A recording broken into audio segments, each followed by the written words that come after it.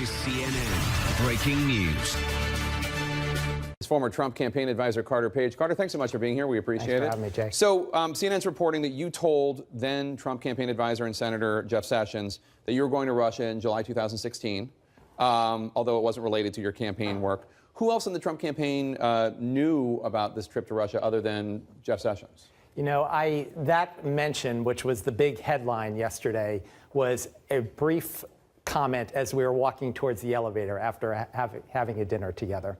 And so it was such a nothing event. And, you know, as you correctly noted, I mentioned that, you know, I'm heading over there and totally unrelated to the campaign. So it was, I actually had, it was a meeting that, or a dinner that was set up sort of at the last minute. And I ended up changing around my schedule because I was just getting ready to go in a couple of days. So I said, it was the only time I've ever met him. We had one dinner together, and I said, Sessions. it was great to meet you. I'm glad I was able to meet this in before I head to Moscow. I mean, it's totally in passing. It was. And is he the only one on the campaign that knew about the trip? I mentioned it to a few people. Who else? You know, it'll come out. Things keep leaking in this from the investment. Well, you seem to be one of the more transparent people in this entire affair. Yeah. Who else did you talk to? Jake, of anyone in the campaign, I had the most negative impact on the campaign, just given the false dodgy dossier attacks that came starting in September 2016, 45 days before the election, give or take. Mm-hmm. So, you know, I've already had so much of a negative impact given these false allegations. You know, I'd like to minimize bringing more people into it. Let me ask you, do you know a guy named Professor Joseph Mifsud? And the reason I ask is because he's been named in the press as the professor in London who told your former fellow advisor, George Papadopoulos, that there were senior Russian government officials that had dirt on Hillary Clinton and thousands of emails. That was in April 2016. Do you know him at all? I've never met him. No. You've never met him. Have you ever heard of him? Yeah. Well, I hadn't heard of him, or I hadn't remembered him until Tom Hamburger from the Washington Post called me in August saying there's supposedly some email, and he says, well, let me read you the text of this email. I stuck it into my my inbox, you know, searching, and I found I was one of many people on that email chain. So I, you know, that name among hundreds of emails I get a day was something I. So Professor Mifsud had he emailed you? He had emailed you? No, this is the Papadopoulos email. Papadopoulos said that he met with Mifsud. Something along those lines. I can't even remember. Did he mention that Mifsud had said that he had just met with senior Russian government officials and they claimed to have dirt on Hillary Clinton and thousands of emails? Was that in that email? I didn't see anything in terms of dirt. No. No. Did he mention? You know, again, I haven't been following this. I've been following more important cases that are really getting to the bottom of interference in the election next year. So I haven't really looked at the details, but I didn't see anything. I believe someone mentioned, you know, looking through the details of that complaint, that the dirt was in a subsequent email. I just got one in March. Right, okay, but I just want to make sure, because it's kind of important that Papadopoulos is saying that in April 2016, as a Trump campaign official, he had this encounter with this professor, Mifsud, who said he had just met with these Russian officials who had dirt on Hillary Clinton, or claimed they did, and thousands of emails. And the question is, did Papadopoulos tell anybody else in the campaign? Did he? I never heard anything. I had a couple of brief conversations with him early on. With Papadopoulos? Yeah. It was a group, as then candidate Trump mentioned when he had the Washington Post editorial board, mentioning a few people who had volunteered for the campaign and was putting together this committee. It's a growing group. So there are a lot of people that kind of kept joining over time. And again, he's someone I met and had a few brief conversations with. Did he ever mention about this meeting with Mifsud and the fact that the Russians claimed that they had emails and dirt on Hillary Clinton? I don't remember anything about that now. You don't remember anything about that? No. And when you looked for Mifsud's name in your email, what was it? That was the first email. Just that he had met with him? I believe that was the first one, yeah. The one, whatever it says in the complaint, the March one, I believe that's the only thing I ever got. I only had a few emails in my inbox from him, so nothing. In your time at the Trump campaign, did you ever hear of anyone saying, the Russians have dirt on Hillary, the Russians have Hillary's emails? Not a word. Not a word, never? No. The only dirt I would hear is on the other side. People, I learned that there were investigators in London putting together dirt on myself and others. Christopher Steele. I didn't know who it was until it was revealed in January. But I got word in September, before the Dodgy Dossier world premiere starts attacking me. Right. So when you were in Russia for an academic reason, is that right? Yeah, yes. Okay. Did anyone ever approach you who may have thought you were with the Trump campaign in any way to try to get to the Trump campaign, to try to communicate with them? No requests for anything. Some people may have known, but it was nothing. Yeah. Did anybody ever say to you anything about, hey, here in Russia we have some stuff that might help you? Absolutely. Not in that sense, no. And when you got back from your trip to Russia, which was just academic in nature, you say, what did you tell people on the Trump team about your trip? I just mentioned that there was, in general, from people on the street and the things you would hear in the media, enthusiasm for the possibility of a little bit of a warming in U.S.-Russia relations. And so there was a little bit of a sense of optimism after having 70 years of history of challenges between our two countries. So that was my biggest takeaway, frankly, Jake. Were you at that March 2016 meeting, that foreign policy meeting? No, I actually had a previously scheduled meeting with some top U.S. military officers thousands of miles away from Washington, so I didn't even go to that. That was the only time our informal committee actually got together with then candidate Trump, and I missed my one chance. So, yeah. So you say you only met with academics, essentially, when you were on your trip to Russia? And a few business people who I'd known for over a decade, yeah. Now, I'm not accusing you of anything, but we know that in spy stagecraft, often the FSB or the CIA, I'm sure also, uses academics, uses business people as cutouts, as ways to get to people. Is there anyone that you met that may have been a cutout, as far as you know? My only experience with cutouts, as far as I definitively know, is the U.S. government's propaganda network, Radio Free Europe, sponsored by the federal agency, Broadcasting Board of Governors, right here in Washington, putting out false propaganda about myself. When the Dodgy Dossier was first released in late September, a month and a half before the campaign. You keep bringing up these smears that I have no intention of bringing up. Well, but it's funny, Jake. It was actually that on September 25th, 2016, Kellyanne Conway, who I've never met, you were asking a bunch of questions about these totally false allegations, which were made up in the Dodgy Dossier. And here she is, you talk about sort of distractions and things being thrown at people. She, someone who I've never met, who had joined the campaign not too recently, is getting thrown this crazy question. Well, it wasn't, I remember the question, and it wasn't about anything in the dossier, and I didn't even know the dossier existed at that time. It was about a newspaper report about you meeting with Russians. It was an online report. Yes. Okay. Carter, you were interviewed by lawmakers on the House Intelligence Committee yesterday. After the interview, some of the lawmakers said you did not hand over documents that were requested for their probe into Russian interference in the election. If you're so eager to cooperate, why not hand over these documents? I got a funny story related to that to tell you, Jake. In one of the breaks, one Democrat and one Republican, when they were off the court reporter, it was just between them, they came back from voting and they said, how did, they were referring to Manu Raju. How did our Capitol Hill reporter. Yeah, they're like, how did he find out about everything that's going on? And they kind of were back and forth that someone had already leaked, before it even. Manu's a great reporter. He got it first, and the two congressmen are kind of. Well, I think it was your side and the other side, so it was kind of back and forth. But that gets to the point. Yeah. If these people, if they're leaking this kind of basic discussions in a conversation, and I'm handing them over thousands and thousands of emails after I was already hacked by all allegations CNN has reported, and other newspapers and et cetera have talked about my crazy FISA warrant based on allegedly based on the Dodgy Dossier. So I've already been hacked myself, and now they're asking for thousands and thousands of emails. You don't trust them. You think they'll leak it. Well, look at the experience. I mean, Manu's a good guy, but to have all your information, which has already been hacked by the U.S. government, and more people are asking to have those same documents. I think you would probably feel a little bit concerned about that too. But I'm trying to help as much as I can, and I'm taking steps.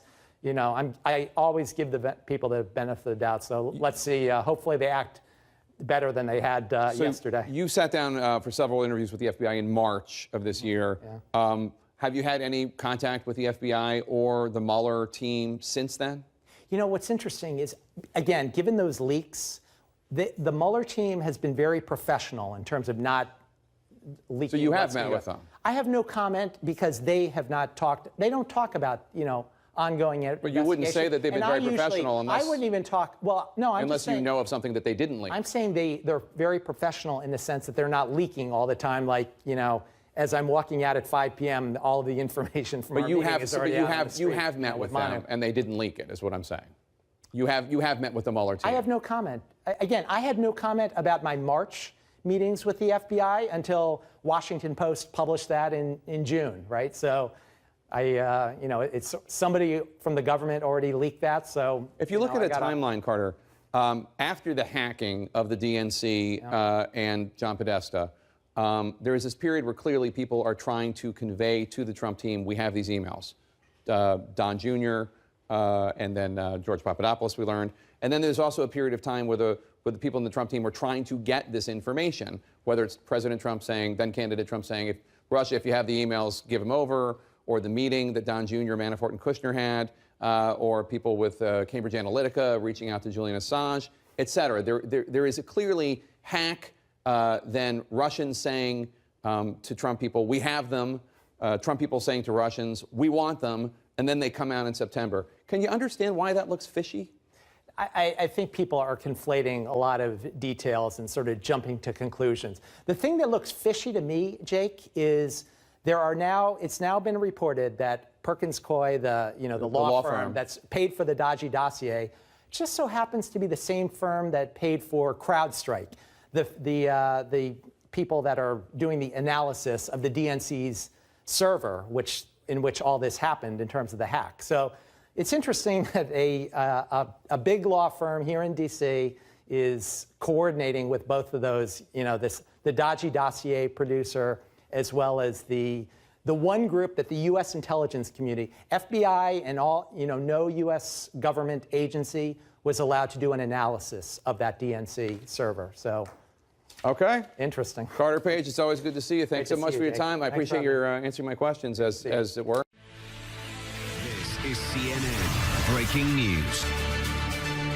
Politics lead in one of the closest connections yet between the Trump campaign and WikiLeaks during the campaign. We know now that the head of Cambridge Analytica, that's a research company contracted by the Trump campaign in 2016, that company reached out to WikiLeaks founder Julian Assange in summer 2016 to get access to thousands of Hillary Clinton's emails. Multiple sources tell CNN. Now, you can combine that with the fact that Trump confidant Roger Stone said that he had communications last year with Assange and with Guccifer 2.0, the hacker believed by the U.S. government to be affiliated with Russian intelligence. And you can combine that with Republican operative Peter Smith, who last year recruited cybersecurity experts to try to get in touch with hackers who we believed were Russian to try to obtain Clinton's emails. And also, one of those cybersecurity analysts told congressional investigators this month that Smith, who is no longer living, claimed at the time that he had connections to senior Trump campaign aides such as Michael Flynn. And you can combine all that with Russians reaching out to Donald Trump Jr. to offer to help the campaign, help that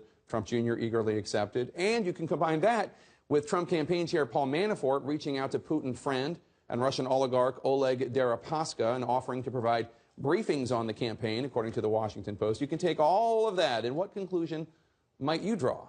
Back with me is Democratic Senator Joe Manchin of West Virginia, who serves on the Senate Select Committee on Intelligence. And Senator, I know you can't talk about classified information, but it seems like what we have here is Russians saying they want to help the campaign. This is all public source. Russians saying they want to help the campaign. Trump campaign operatives saying that they want to help. They want the help. They're interested. And a lot of folks on the edges of the Trump campaign seemingly trying to obtain these emails that came out on WikiLeaks and DC Leaks that President Trump talked about a whole lot during the campaign. Well, Jake, it's a campaign. Let's go back to the whole premise of what we're dealing with, campaigns. Campaigns understand that we're in a fight, they're going to take every advantage they can get. But every campaign knows, and we all know, you cannot take money from foreigners. But can you take information from You them? should not. If it's value, that's value. You'd pay for that. It's the same as taking a contribution. So we as a candidate know that. We're all briefed on this. Every campaign should know what the limits are, and they should all basically flatly turn it down. Any type of intrusion, offer to help, that's going to be in-kind services. You've got to report in-kind services. And they didn't. So everybody's guilty. But they're all going to do it if they can. But I just laid out a lot of smoke. You did. You laid out... a lot of smoke there. A lot of smoke down right there. You know a lot more than I do. You did everything from what we call it's out there. It's all sourced. Okay, it's public information. There's an awful lot more going on, and there's a lot more investigations going on. We want to get to the bottom of this, and we come up with a report from the Senate Intelligence. It'll be a report that is credible, that's been gone through. It's not going to be political. It's going to be basically a group that we all sign on, Democrats and Republicans, that this report is found to be factual, and we all agree, whatever it may be. Mr. Mueller is going to do his own. The separate FBI investigation. And they're doing some things a little bit differently than what we're going to be doing in our committee. They're going a little different direction. So we just have to see what the end result's going to be, but it's long shot, not over. This is CNN Breaking News. Democratic Congressman Rocana of California. He's on the House Armed Services Committee. He was briefed on the Niger ambush. Thanks so much for joining me, Congressman. Your colleagues on the House Armed Services Committee expressed concerns about ISIS gaining ground in Niger. What role, if any, do you think should the U.S. play there? Well, I think the public has a lot of questions. I mean, in my town hall, most folks didn't even know that we have troops in Niger. And the question is, what is our strategic interest? Why is AQIM a threat to the United States? The president biannually submits a report to Congress, and currently we have combat troops in 17 countries, 13 countries where they're in harm's way. This needs to be debated in Congress, what the role should be we be there, and whether they have adequate support. Why are U.S. troops in Niger? What do you tell the people at your town halls? Well, the argument is that we're assisting the Nigerian government in helping go after AQIM. But the question we need to ask is, why is it always the United States? Couldn't the French do that? Do we have a objective of when we get out? Why is this not being debated in Congress? Again, the president submitted the report that almost 800 troops were there back in June, but we've had no discussion in Congress, and that we don't know if these troops are adequately have adequate safeguards. If there is such a situation like an ambush, do we have air cover? Do we have proper communication? So I think the big question and the big wake-up call for us is we have got combat troops in 17 countries around the world. We have our troops in harm's way in 13 countries around the world. And this interventionism may not be in our national interest, and certainly it ought to be debated in the United States Congress. Do you think that the House should conduct an investigation into what happened during this ambush? Absolutely. I was pleased. I think the military leaders were very transparent. I think they're going to conduct a full investigation. But I think the House also needs to conduct an investigation. And I think we have to understand that the problem isn't with our military. The problem is with the decisions of the American people and our elected officials. They're just following our orders, or the president's orders, but they're stretched thin. I mean, they're in 17 different countries. They often don't have sufficient equipment or sufficient cover. And what we really need to be asking is, should we be there? Should we be in 13 countries with harm's way? So yes, there needs to be an investigation into this incident, but I hope next time the president submits his biannual report in December, and we look at all the countries in the world where we have troops, that the Congress will have a debate and that the media will have a debate to inform Americans of where our troops are overseas. And we should point out, just for fairness' sake, that a lot of these troops were sent to these countries in the previous administration under President Obama or the one before that, President Bush. I want to play a clip of one of your colleagues on the House Armed Services Committee from last night. Take a listen. We're kept in the dark, and your report on the ground from Niger is in many ways much more detailed than we received this morning. We're kept in the dark, he said. Are you getting, is the House Armed Services Committee getting the information you need from the Pentagon on this issue? I think the military leaders are making a good faith effort. My sense was they were very forthcoming. They want to conduct a thorough investigation and rely on facts and not just speculate. Of course, CNN is extraordinary in reporting, and I'm sure that that's adding to the information we have. But my concern is not with the transparency of the military leaders or with their commitment to an investigation. My concern is, why are there members of Congress and senators who don't know that we have troops in Niger? I mean, this is because the report that details where we have troops, what their missions are, which are submitted to Congress on a biannual basis, gets no attention. It gets little media attention. It gets little congressional debate. And really, that's our first job as members of Congress, to be debating these issues of war and peace. And I hope Niger will be a wake-up call for all of us to do our duty and to see really what the mission is overseas and what our military needs and where we should be involved. Congressman Scott Taylor, Republican of Virginia, said a few days ago on this program that these men and women put themselves in harm's way all over the world, but members of Congress, these are his words, not mine, don't even have the stones to debate it. Congressman Ro Khanna, thank you so much for having the stones and being here today. We appreciate it. Thank you, Jake. Thank you for your coverage on this. Are the This is CNN Breaking News. David Urban, the president is going to head to Asia next week for this big trip. At this point, it's unclear if he's going to visit the demilitarized zone between North and South Korea. I've been there. It's one of the spookiest places on the planet. Do you think he should go?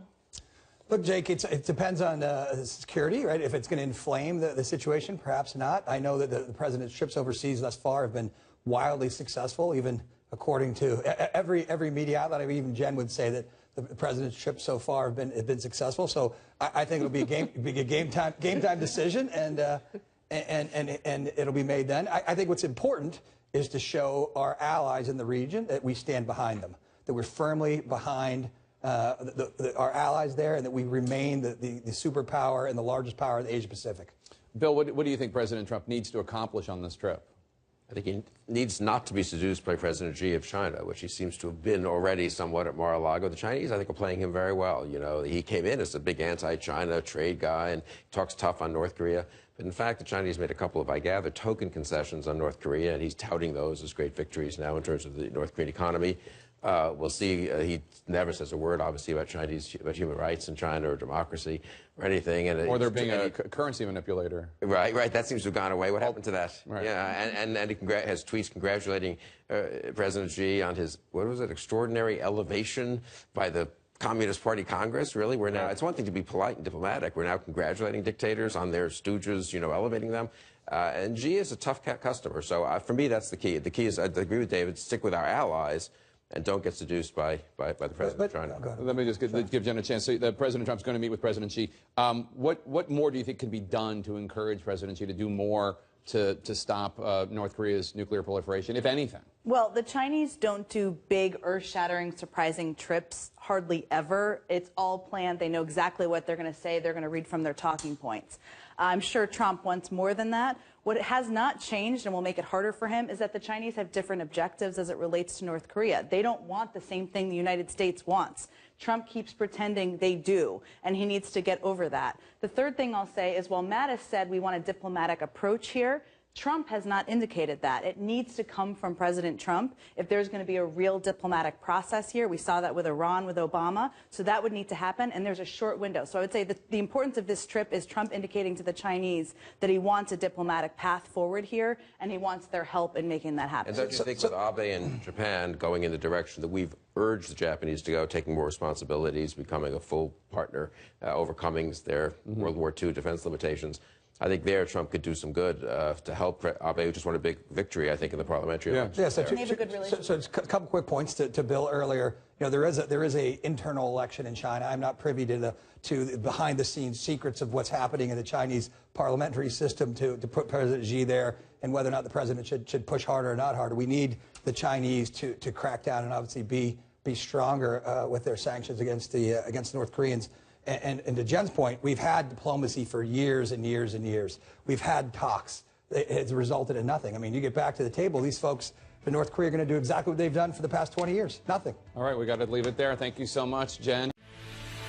This is CNN Breaking News. The Trump administration ramping up its efforts to turn the spotlight away from questions about itself and investigations into possible collusion with Russia or possible obstruction of justice and the firing of FBI Director James Comey, and to instead highlight matters pertaining to the previous president and the woman whom Mr. Trump defeated for the presidency, Hillary Clinton. President Trump today tweeting, quote, "It is now commonly agreed after many months of costly looking that there was no collusion between Russia and Trump. Was collusion with HC, Hillary Clinton." Couple points there. First, that, of course, is not commonly agreed. It's still being investigated. Second, the investigation is not just about Russia and Trump. It's also about the Trump team and people like Paul Manafort and Michael Flynn and Carter Page and on and on. But the White House has made it very clear they want all of you to look elsewhere. There's still no evidence of collusion between the president and anyone. If any collusion took place, it would be between the DNC and the Clintons. Sarah Sanders there, the White House press secretary, referring to lawyers for the Clinton campaign and the DNC hiring an opposition research firm to look into then-candidate Trump, an effort that resulted in the now infamous dossier of allegations involving President Trump and Russia. But the White House isn't stopping there. President Trump just took the unusual step of pushing the Justice Department to lift a gag order on an undercover FBI informant. The lawyer for that informant says that he wants to tell Congress about a bribery case involving Russians trying to gain influence in the American uranium industry during the Obama administration and efforts to seek favor with Bill and Hillary Clinton. It's an unusual move, perhaps even rife with conflicts of interest for any president to instruct the Justice Department to take any action having to do with a case that involves the president's political opponents, which is not to say that there are not legitimate questions the lawmakers might have about this issue. It's also fair to say, however, that as a political matter, the Trump administration and its allies would much rather talk about anything having to do with the Clintons than they would about special counsel Robert Mueller's investigation into their own team's conduct. And the more extreme voices on the president's favorite channel have been talking quite a bit about this controversy, saying things like this. If this had happened in the 1950s, there would be people up on treason charges right now. The Rosenbergs, okay? This is equivalent to what the Rosenbergs did, and those people got the chair. Think about it. Giving away nuclear capability to our enemies, that's what we're talking about. It's not actually what we're talking about here on planet Earth, but whether the president was influenced by the cacophonous shrieks from the fever swamps or by congressional Republicans expressing reasonable frustrations that they could not conduct their oversight, Mr. Trump stepped in and intervened. This is CNN Breaking News. So we have a president-elect who uses Twitter. The good thing about Twitter is it offers him a way to communicate with voters in an intimate and immediate way. But there's also dangers that come with this tool, and there need to be some ground rules for how President-elect and President Trump can use Twitter. Don't tweet about foreign policy or foreign leaders. Twitter is not a great way to handle diplomacy. We've seen him get into some problems with this, including his tweets about China, which could create consequences that he's not fully anticipating. Don't offer knee-jerk reactions to terrorism. Unfortunately, there will be